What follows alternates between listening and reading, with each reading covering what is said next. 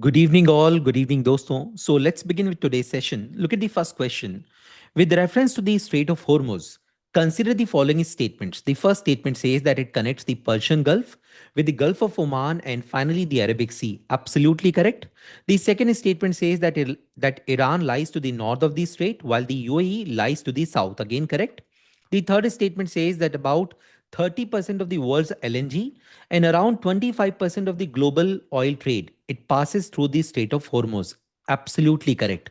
So all these statements are correct here. Question is which of these statements given above is oblique are correct? So D for Delhi would be the correct answer. So all these statements given here are correct, right?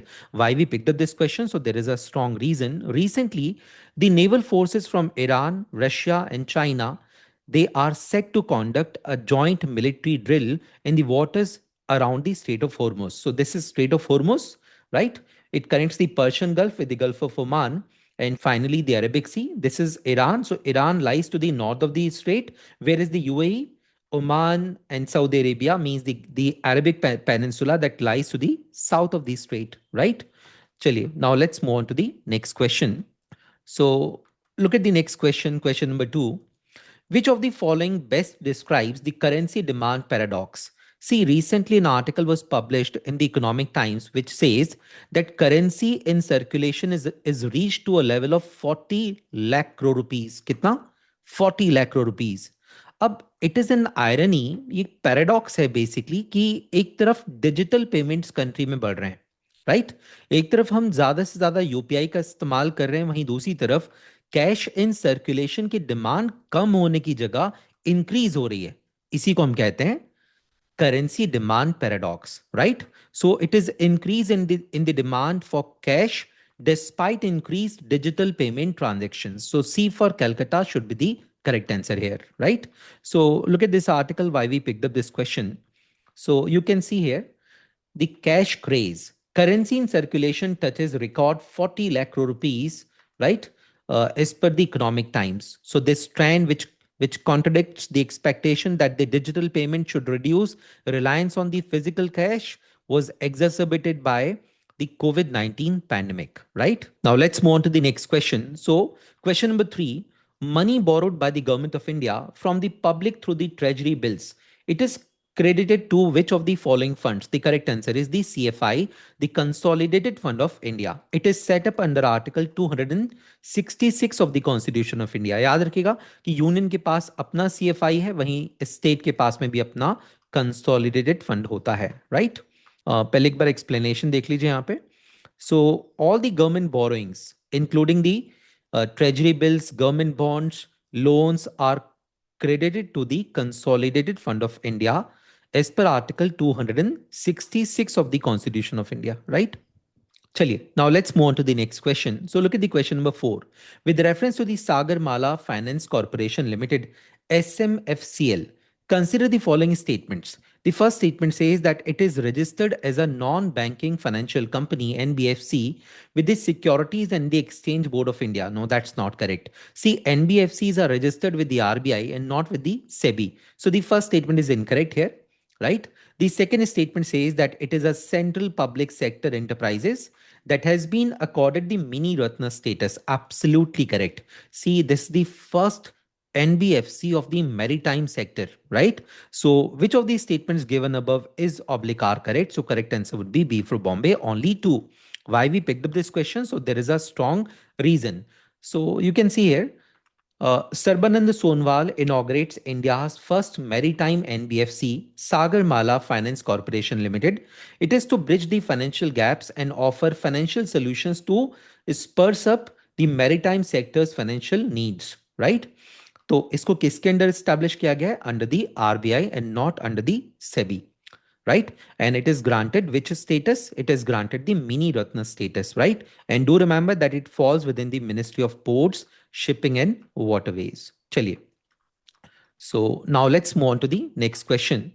In India, the Digital Payment Index, it is published by which of the following organizations? Correct answer is the Reserve Bank of India. So C for Calcutta would be the correct answer, right? So look at the explanation part. Recently, an article was published in DD News, which says that India's Digital Payments Index rises sharply to 493.22, right? So it is published by the RBI to measure the extent of the digitalization of the payments across the country, right? तो country में कितने digital payments हो रहे हैं, उसका क्या momentum है, क्या उसका वॉल्यूम है, क्या फ्रीक्वेंसी है, इसको कैलकुलेट करने का काम करता है digital payments index of RBI, right? चलिए, now let's move on to the next question. So look at the question number 5. With reference to the Food Safety and Standards Authority of India, FSI, consider the following statements. The first statement says that it was established under the Food Safety and Standards Act of 2006. Absolutely correct. It is a statutory body. The second statement says it functions under the Ministry of Consumer Affairs. No, that's not correct. It functions under the Ministry of Health and Family Welfare, not under the Ministry of Consumers Affairs, right?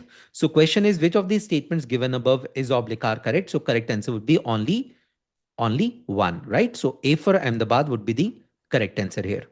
So look at the explanation part why we picked up this question. FSI was set up by the Food Safety and Standards Act of 2006, right? And it functions under the Ministry of Health and Family Welfare and not under the Ministry of Consumer Affairs.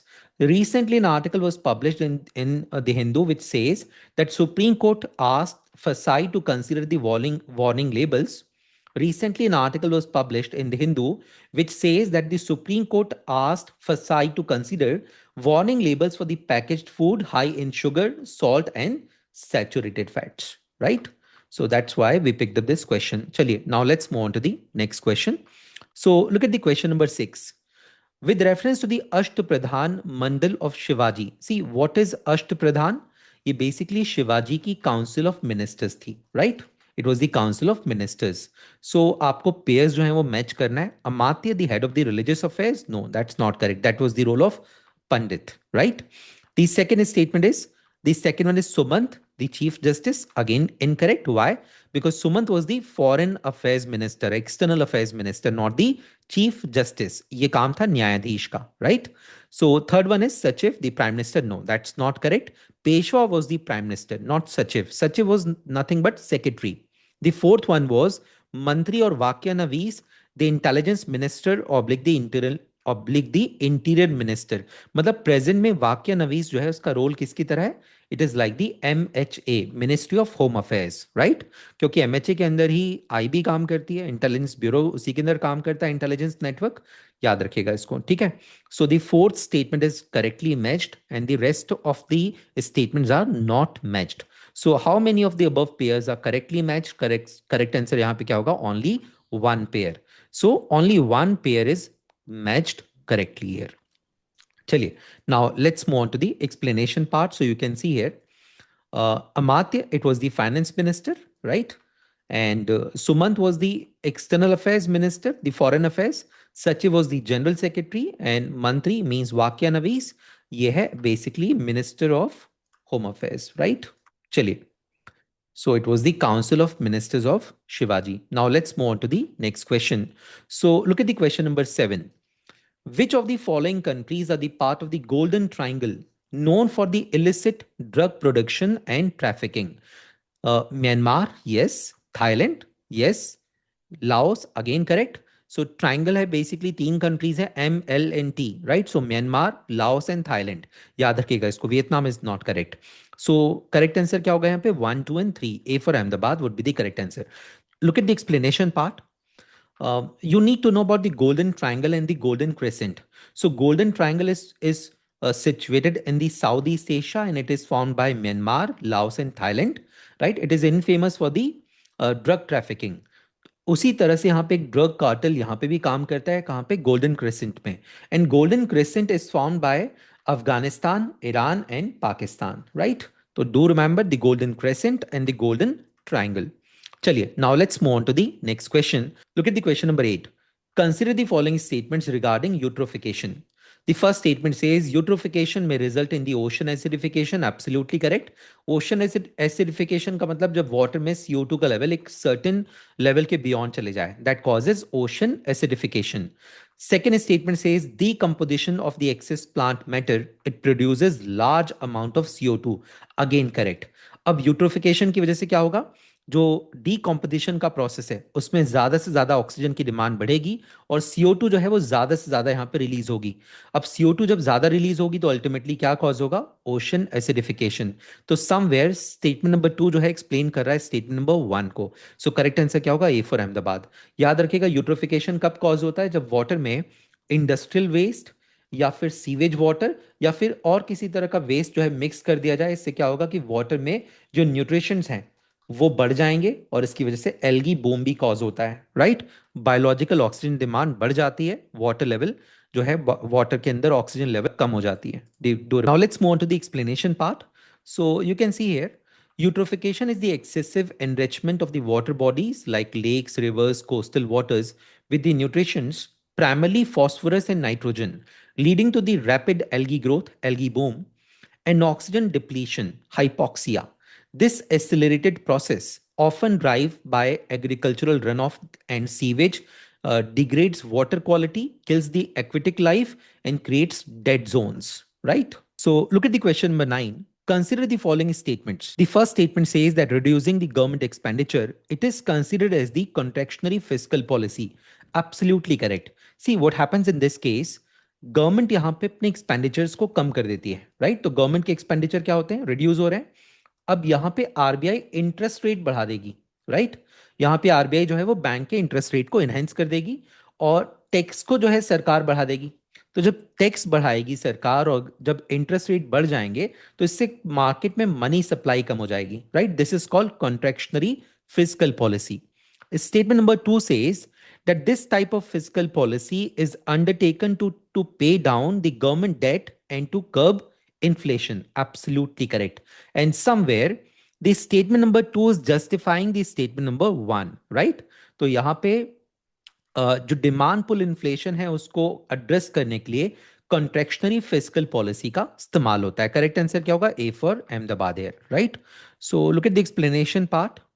The contractionary fiscal policy, it involves reducing the government spending and increasing the taxes to reduce the aggregate demand, right? And it is used to control the inflation and reduce the fiscal deficit and the public debt. Chaliye, now let's move on to the next question. So look at the question number 10, and it is going to be the last question. So look at the question number 10. Which of the following are included under the minor forest produce as per the Forest Rights Act of 2006? Bamboo, yes. Timber, no. Cane, honey, and medicinal herbs. Absolutely correct. So 1, 3, 4, and 5. D for Delhi should be the correct answer. See, timber जो है included नहीं है, याद रखिएगा. And bamboo को what we call? We call it the green gold, right? चलिए. So correct answer क्या होगा? Correct answer would be D for Delhi.